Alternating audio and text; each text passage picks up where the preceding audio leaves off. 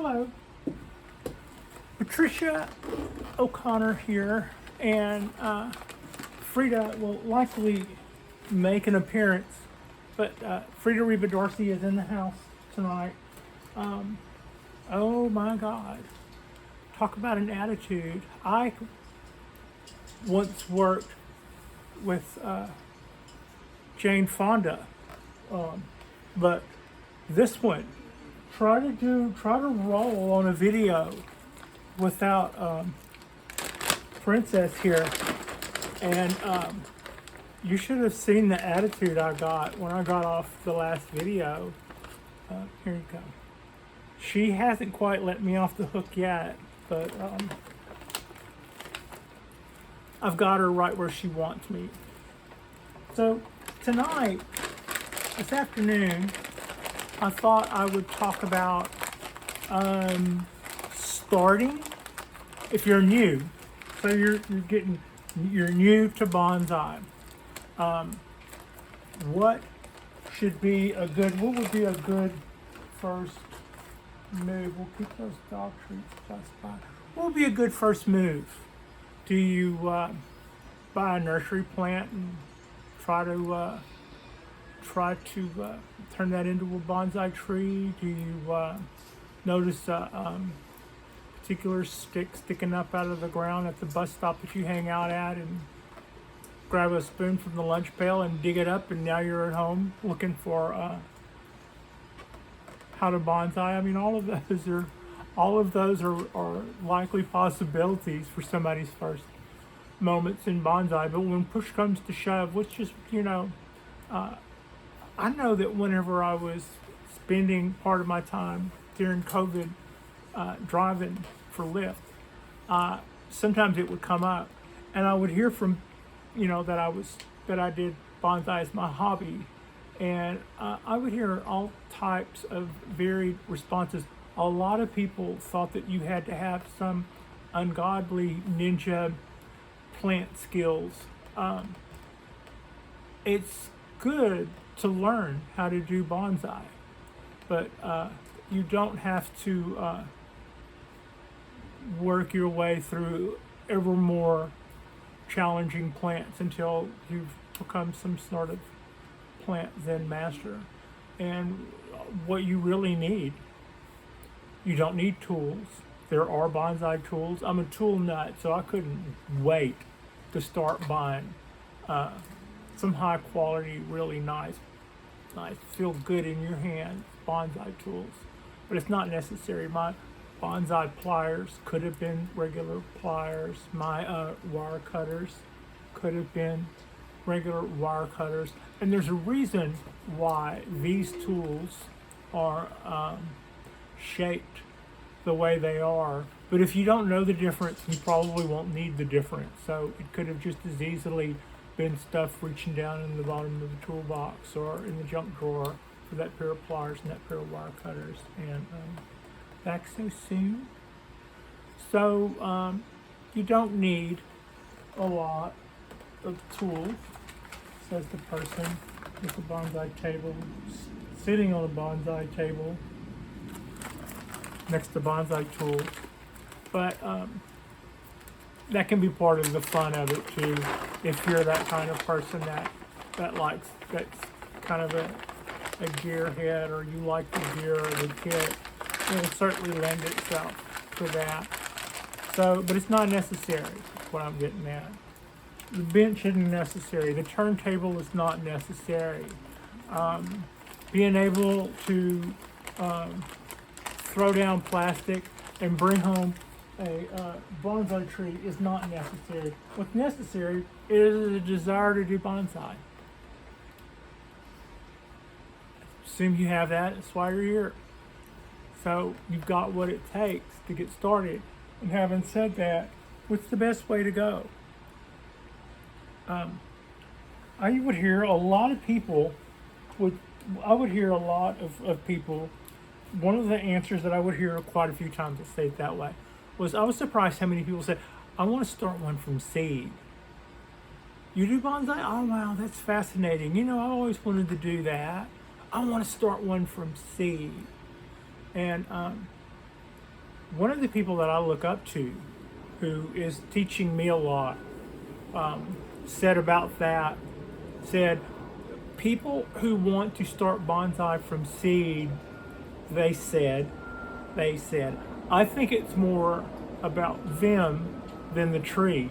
And this was coming from a person who was selling me a 17-year-old from seed Japanese black pine. So I can kind of see that.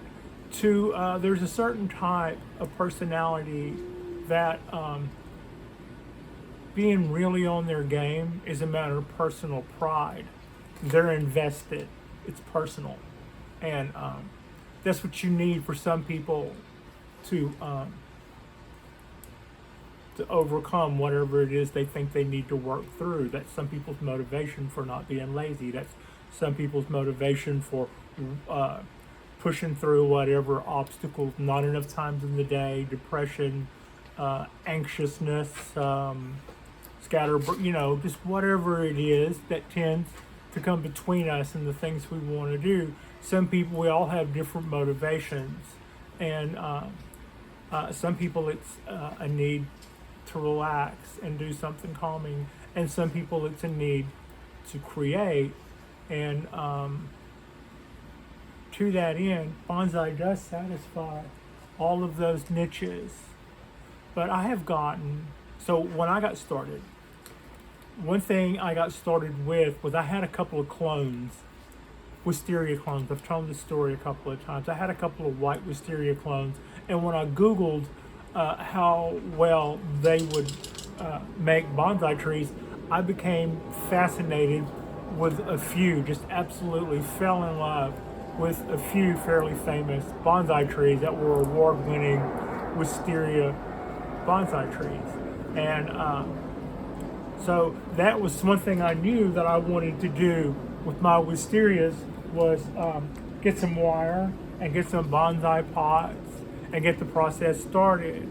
But in the back of my mind, I was also thinking, it's not going to show any age, it's a clone. And so it's at best a bonsai starter in a pretty pot that's going to make a beautiful bloom.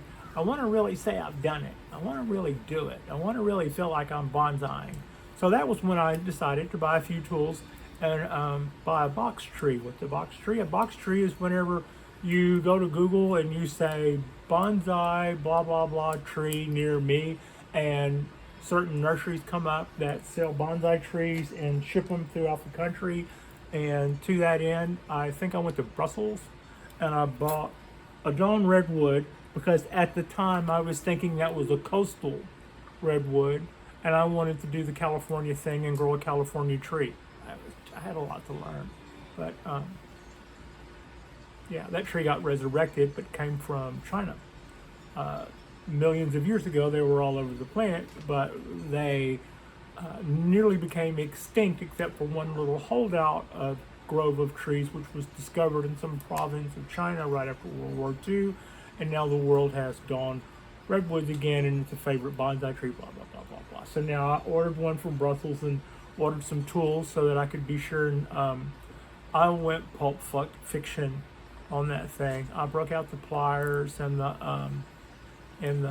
pruners and the clippers and I didn't break out the blow torches, but you do see people do that. They'll rip new wood and it'll have all these little fibers on it, and they'll go back over with a blowtorch and clean that up. I haven't done that for a while.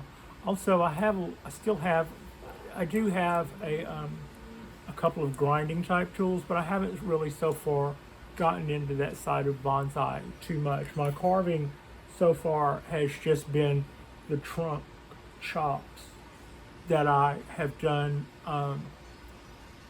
to one of my cypress trees. The other two came to me with their slant chop and their leader, their first leader already in place. So early on, I had started my little sticks that were going to be blooming wisterias. And in the back of my mind, I thought I would like to have something that's a little farther along. And I thought even, so I had my Wisterias 10 years. That's not too old. I know 70-year-old people who still got their act together, and I seem to be kind of hanging. I seem to be holding up pretty well. I'd be surprised if I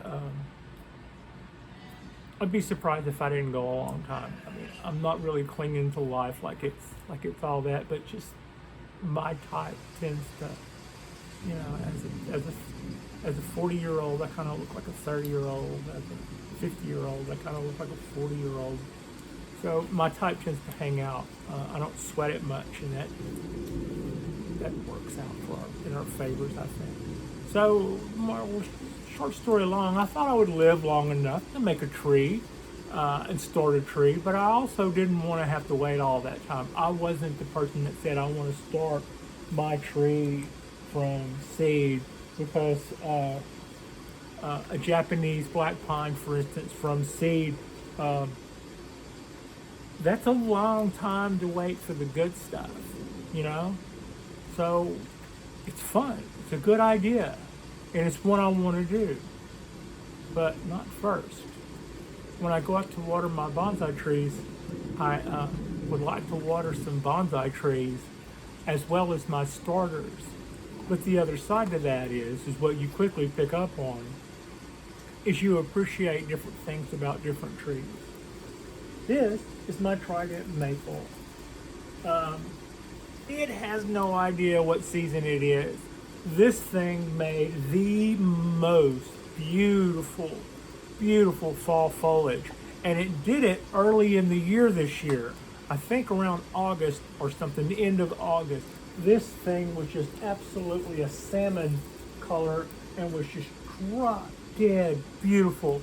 But then within a couple of weeks, those leaves were gone. We rolled into September, and it just, all of them began to drop, and then we hit October, and October does what October tends to do here in the Bay. It gets really hot, and it got really hot, and the thing started budding out again, and then after that it got cold, windy, blustery, and rainy, and it started acting like October, but only for 3 or 4 days, and then it was back to hot again. So it flushed back out. It doesn't know if it's coming or going, and I'm not messing with the green leaves on here. If it's got a green leaf on it, and that green leaf is still, if it's got a green leaf on it, then it's still photosynthesizing. I'm not going to stop that, but it has already come out with this year's foliage, already changed colors, and then died back, and then it got really warm again, so it came out with the second flush, and then it got super warm again and wilted that second flush, and so now we've got a sad looking second flush of leaves, a little out of season, and all I'm really looking to do with this guy right now is just pull off the dead leaves. I'm going to defoliate the dead ones, but the green ones can do anything between now and February that they want to do. What I would really like to be doing, since it's November, is trimming back some of these branches so that I can get some more ramification.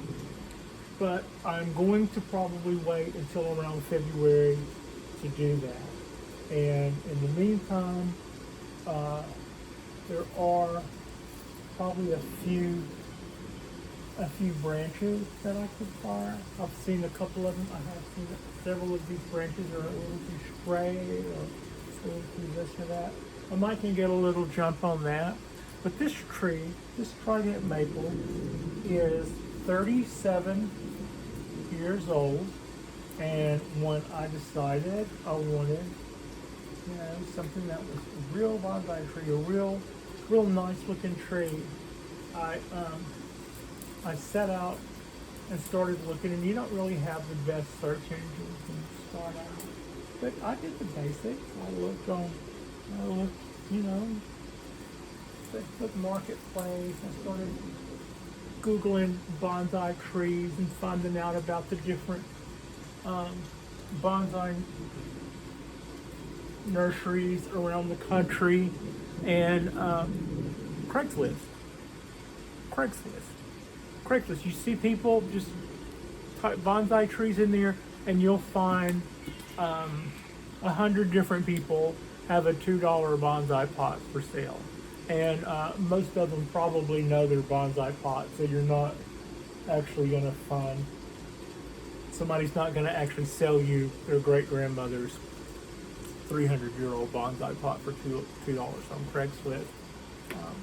But when I did look on Craigslist, I found this maple, and it belonged to Kim, and she'd had it for 35 years, and I bought it from her 2 years ago. So yeah, this is my Craigslist.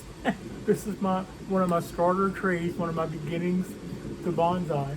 But in this way, I felt like I had a good foot in the door for starting bonsai. I think this needs to come more over here. Probably that. Maybe bring this down a little bit. But anyway, so that was my 62 years old. Now we're off to the races. Later, I would add some Japanese black pines to my collection, and as you know, I started those wisterias, and I started my bald cypress, and this. I started this about 4 or 5 months ago, and it doesn't have to be 100 years old. I bought this at Lowe's last year and put it in one of the large planters, and when the planter was supposed to grow all of those bougainvilleas and wisteria and well, that's about it. We're all supposed to grow in between the slats and be flush, and the apartment manager goes, "No, don't do that. Take those down. So I pulled one up and cut it down and put it in this crackledy bonsai pot. And by the way, I gave y'all a tip recently about growing show hens and putting your show hens or your mame in a larger container with soil in it, so that you can kind of get that little root coming. Look at that. So that's a great tip.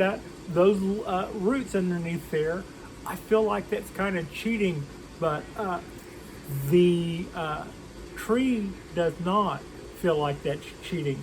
The tree is all about that, and really glad that now when it comes time to display or show that, we'll trim all of those back. But that is working exactly like we wanted it to. And when I set this back on there, those little guys will take right back off. And that's the little trick that I learned on Eric, is it? At Bonsai Fly in San Francisco.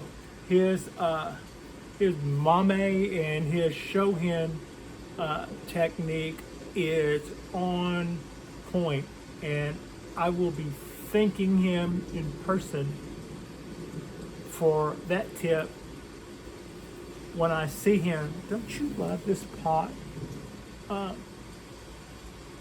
Crackledy finish little pot. But the other way that I would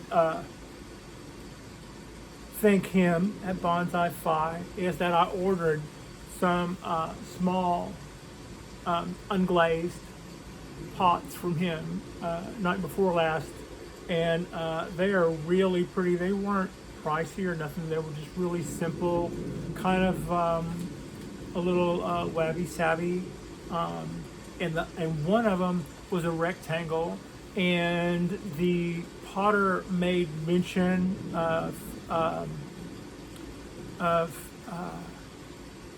Monet. Monet's painting like lilies. It's green and kind of speckledy, and I have it's a rectangle, and it looks to be about, maybe 8 or 10 inches in length. I cannot wait to see this little bonsai pot. I have no idea. I have to get that. I have no idea what I'm going to plant in it, but I can't wait to see it. I can't wait for it to get here. So that is kind of, when it comes to which is better, should you start your own tree, or should you get a tree that is already established and a bonsai tree, and you can just jump in and start taking care of a bonsai tree? Well, I would say between one versus the other, they both have their advantages, and I would say I would do both. At 62, I personally don't want something that that would take me longer than the rest of my lifespan to realize any good from. But at the same time, I am excited, genuinely excited about the bonsai trees that I'm started. And I really hope that those guys go on, like you would any child or anything. You want all those guys to go on and be very successful past you. So, yeah.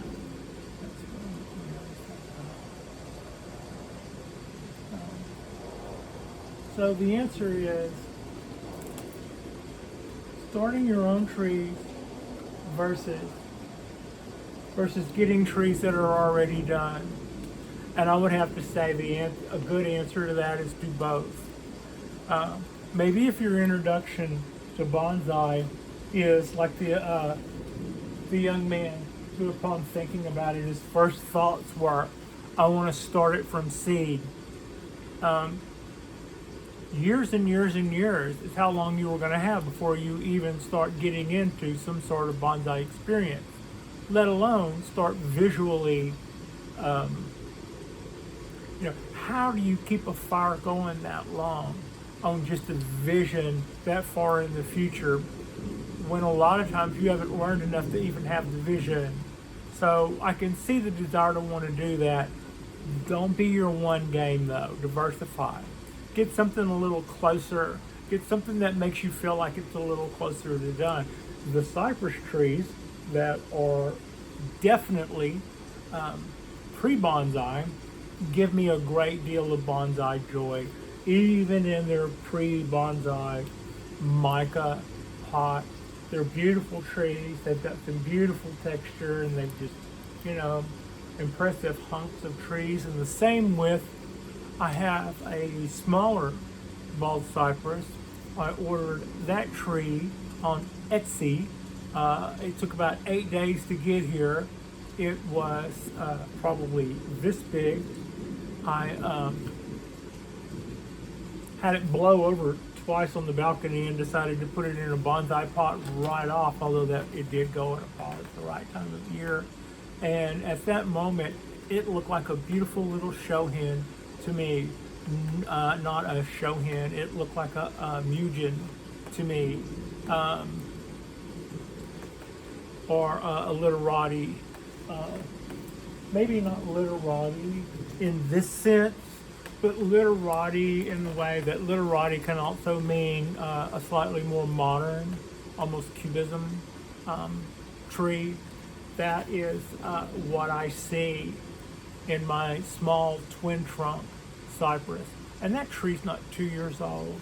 In the unglazed pot I have it in, probably didn't cost, I think it cost less than $20. It wasn't as big as a saucer. And it's brown and unglazed and circular. And so the whole thing is bonsai for less than $30. and its actual age and investment in time is total between me and the person who started it and mailed it to me in Etsy is probably less than 2 years. But it gives bonsai joy from moment one, just like my trident maple, which is fucking in the back of the head here.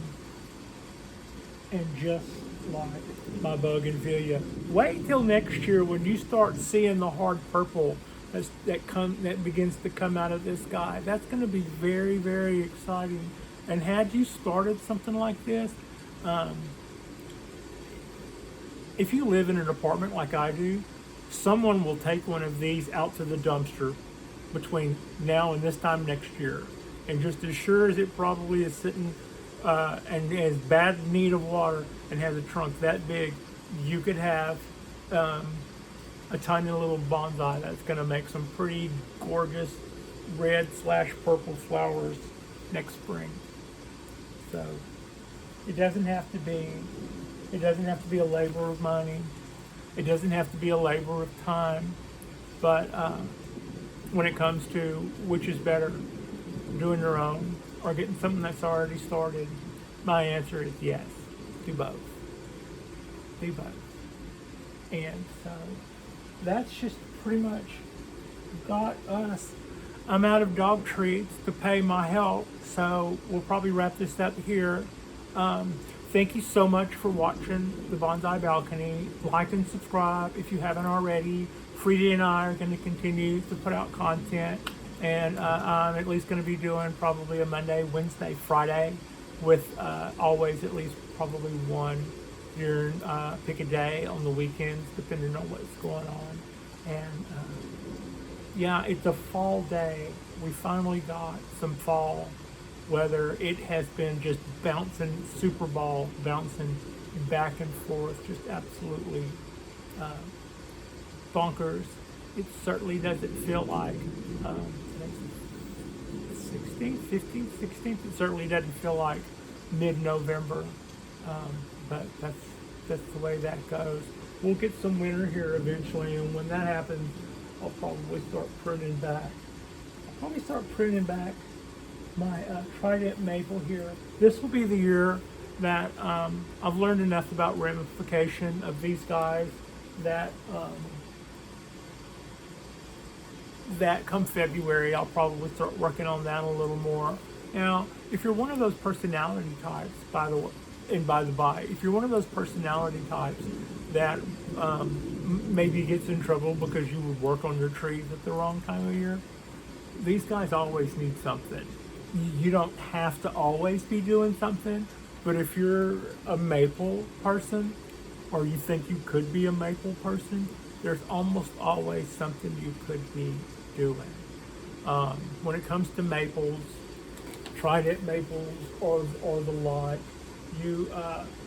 they're judged on a wholly different, just, you look forward to them having those fall colors, but then you also look forward to them losing their leaves so you can show off what you've learned about making a whole canopy of fine twigs that just look all uniform and all the same size, and like they're attached to structures that are all the same size, and those are attached to structures that are all the same size. In other words, somebody repeatedly year after year after year did the same thing the same way, the right way, without problems.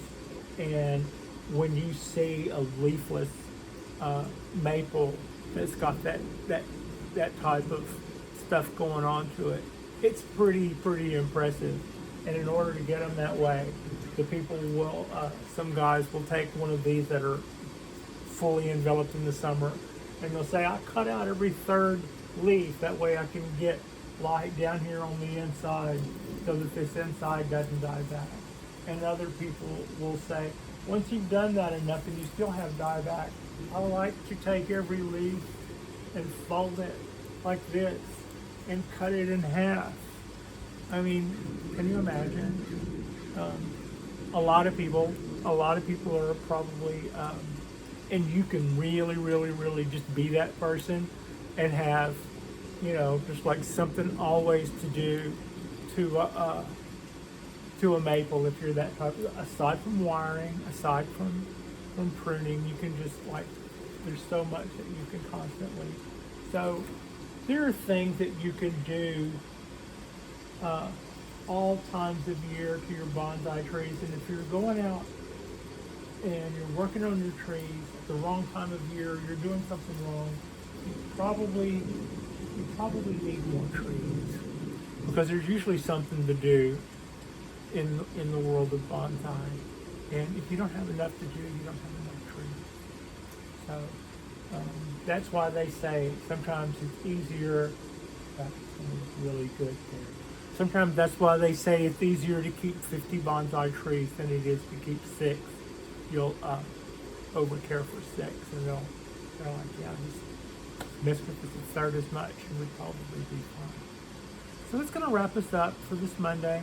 Thank you so much for watching, and like and subscribe, and I'm just going to go over there and turn this off.